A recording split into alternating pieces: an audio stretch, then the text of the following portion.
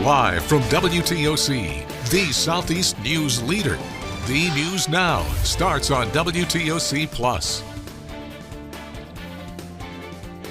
Well, good afternoon. Thanks for joining us here on WTOC Plus. We do start with this just into our newsroom. A person was taken to the hospital after a shooting in Hampton County. Here's what we know. The Hampton County Sheriff's Office says it happened on Lovely Hills Road in Furman. Now, deputies are on scene right now, and they've confirmed one person was shot. HCSO says it appears to be an isolated incident, and there is no known threat to the public. Anyone with information is asked to call the Sheriff's Office at 803-914-2200. Jury verdict. Count 1, murder in the second degree. We, the jury, find the defendant guilty. Count 2, cruelty to children in the second degree. We, the jury, find the defendant guilty. Count 3, murder in the second degree. We, the jury, find the defendant guilty. Guilty on all 27 charges. A jury has delivered a sweeping verdict in the Appalachia High School shooting case. The father of the accused gunman now faces up to 180 years behind bars, a decision that could keep him in prison for the rest of his life. Now, 2 teachers and 2 14-year-old students were killed in that mass shooting at Appalachia High in September of 2024. 9 other people were hurt as well. Colin Gray's 14-year-old son, Colt Gray, is the suspected shooter in the deadly shooting that continues to leave the community in mourning almost 2 years later. Emotions were running high as that verdict was read late this morning, with the sound of both cries of pain and cries of relief from family members of the victims and Colin Gray. It took several minutes for the court to read all 29 counts. Most notably, Colin Gray is convicted of 2 counts of second-degree murder and 2 counts of involuntary manslaughter. He is the first father of an alleged school shooter to be convicted of murder. In a similar case in Michigan, a mother and father were convicted of involuntary manslaughter, but not murder. Barrow County District Attorney Brad Smith spoke with reporters and said he's very pleased with the verdict. He also talked about how hard his team worked to bring justice to the victims' families. They were very happy with our presentation. They thought we did a good job. They had some questions about things they didn't see, evidence they weren't allowed to see. We talked to them a little bit about that. And they just kind of talked us through where the children were, where the victims were, how they were doing, and we reassured them on that front. What was the biggest piece of evidence that you think led to this guilty verdict by the jurors? I don't think it was one piece of evidence. I think it was the fact that it was multiple pieces of evidence over a lengthy period of time that really showed them what was happening inside that house and all the warnings that were missed. And sentencing will take place at a later date. Again, Gray faces up to 180 years in prison. We will let you know once that sentencing ultimately comes down.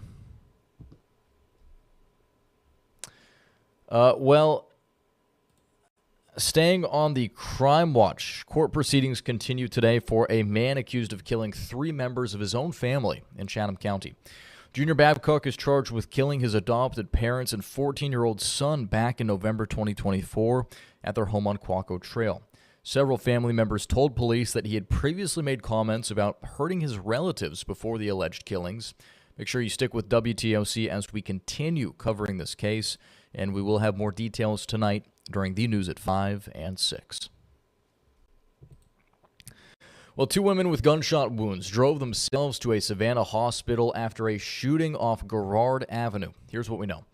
The CCPD Criminal Investigations Division responded to a hospital in reference to 2 female victims who had sustained gunshot wounds. Police say both victims drove themselves to the hospital and were treated for non-life-threatening injuries. Chatham County Police said they interviewed both women who say they went to the 5100 block of Garrard to engage in a fight with another group of women. While on scene, 2 men pulled out guns and began shooting. As a result, 1 woman was hit in the arm and the other in the ear. They were able to flee the location and drive themselves to the hospital, where they're listed in stable condition. According to police, 2 male suspects fled the scene in a vehicle in an unknown direction, and this is an active investigation.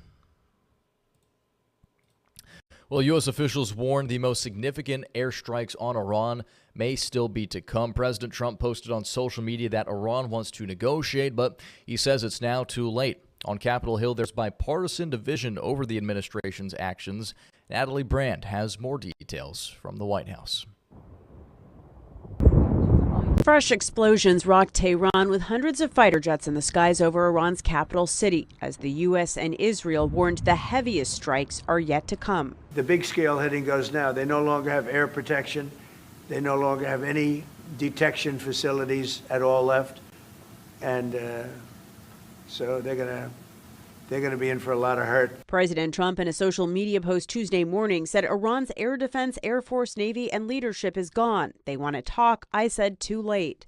We were having negotiations with these lunatics, and it was my opinion that they were going to attack first. They were going to attack if we didn't do it. Secretary of State Marco Rubio argued there was an imminent threat because the U.S. knew there was going to be Israeli action that would trigger retaliation by Iran. We knew that there was going to be an Israeli action. We knew that that would precipitate an attack against American forces. And we knew that if we didn't preemptively go after them before they launched those attacks, we would suffer higher casualties and perhaps even higher those killed. Secretary Rubio returns to Capitol Hill today to brief all members of Congress, a day after meeting with the Gang of Eight, who emerged from the briefing divided. This was a defensive measure, a defensive operation. There was no imminent threat to the United States of America. Democrats plan to force a war powers resolution vote this week to try and limit further military action, but most Republicans have expressed support for the administration's actions in Iran. Natalie Brand, CBS News, the White House. Well, in the last hour, Georgia Governor Brian Kemp officially signed the amended state budget, which includes $2 billion in income and property tax relief. This means hundreds of thousands of dollars could soon pop up in your bank account. It's part of another round of tax rebates approved by Georgia lawmakers just last week. Single tax filers will get up to $250, while married couples will get up to $500. Now, it is unclear when those payments will ultimately start going out. Well, from the state capitol to the nation's capital, newly released video shows Bill and Hillary Clinton giving depositions about convicted sex offender Jeffrey Epstein before the House Oversight Committee. This happened late last week. The Clintons answered questions for more than 4.5 hours each and denied any knowledge of Epstein's crimes. Caitlin Huey-Burns has the story. Do you soundly? Former President Bill Clinton acknowledged in the deposition that he flew on Jeffrey Epstein's private plane around a dozen times, he says, to travel for philanthropic work. Were there anybody on the flights that you can recall under age 18?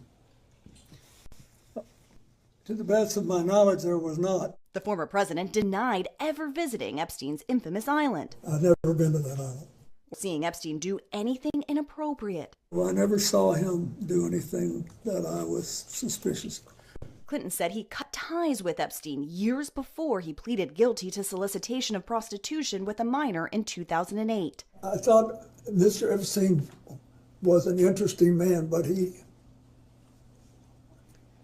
I didn't think he was really interested in what I was doing.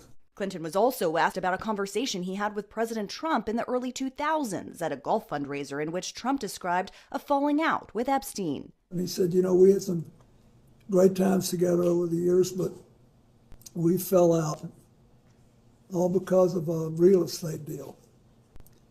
And he said, I'm sorry it happened. That's all.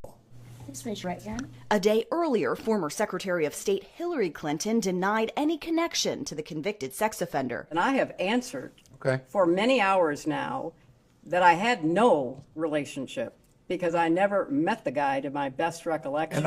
And the video shows Clinton's reaction when her lawyer revealed images from inside the closed deposition had leaked online. I'm done with this. If you guys are doing that, I am done. You can hold me in contempt from now until the cows come home. This is just typical behavior.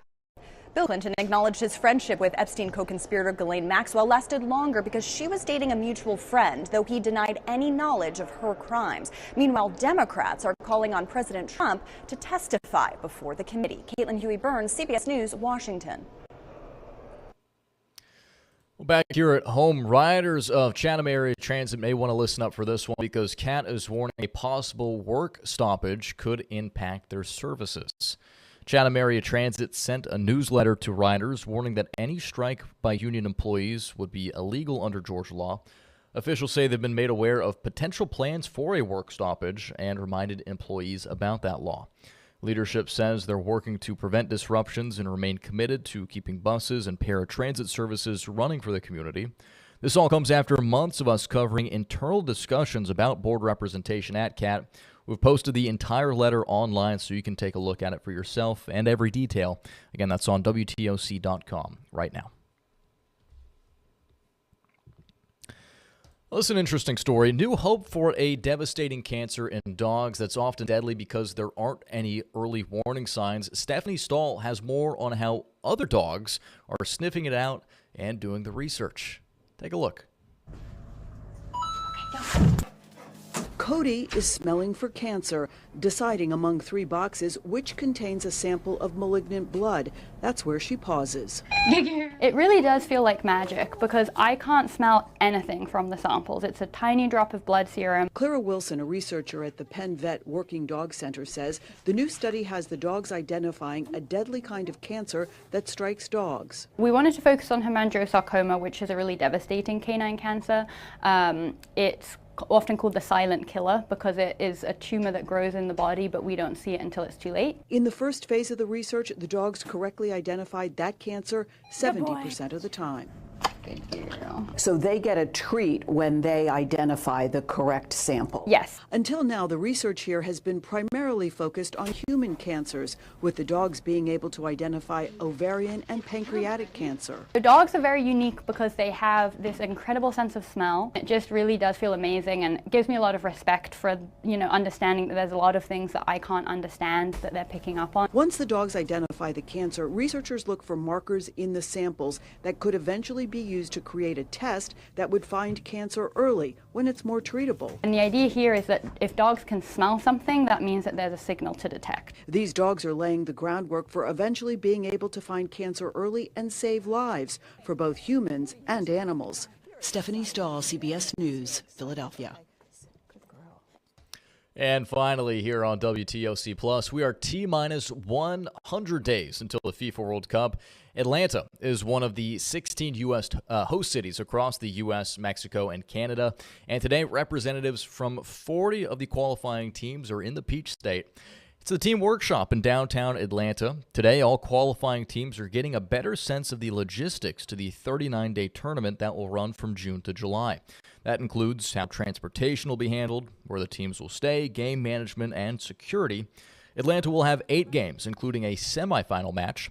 Spain, Morocco, Haiti, and South Africa are among the countries playing in the qualifying round in Atlanta. FIFA officials today applauded the city, calling it a first-rate soccer community. I think what makes Atlanta very special, at least for myself, is the hospitality. Southern hospitality is not just a myth, but I got to experience it firsthand. And, everybody's excited in Atlanta for the World Cup, and Atlanta shows up like not many other cities do. Today, officials and media learned more about how AI technology will be used during the matches and learn about the grass being installed across all stadiums. The first game in Atlanta is June 15th. It's pretty cool going from the Olympics, which wrapped up, just about a week or two ago, to now being able to look forward to the World Cup. A lot of really cool,